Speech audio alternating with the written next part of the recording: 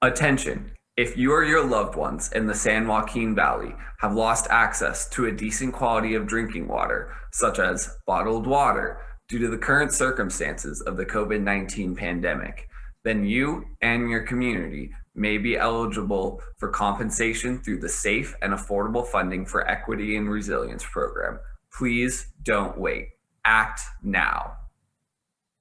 By losing access to clean tap water in the San Joaquin Valley, you may be exposing yourself to harmful chemicals such as nitrates, which have been found to lead to baby blue syndrome and neural tube birth defects in infants and can increase the risk of colorectal cancer and thyroid disease in adults.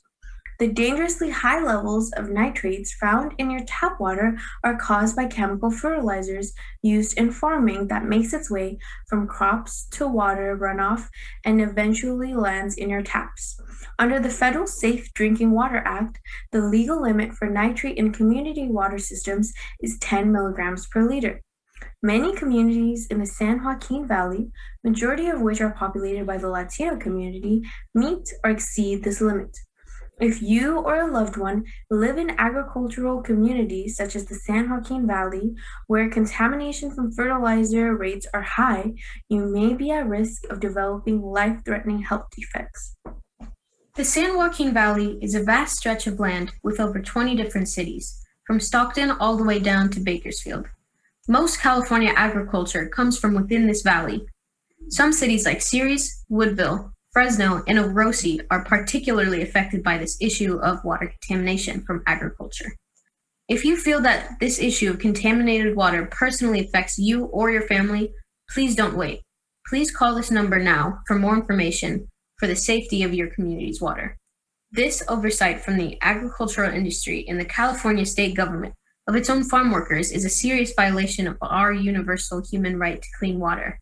And this issue contributes to the significant socioeconomic and health disparities that already plague majority Latino farm working communities.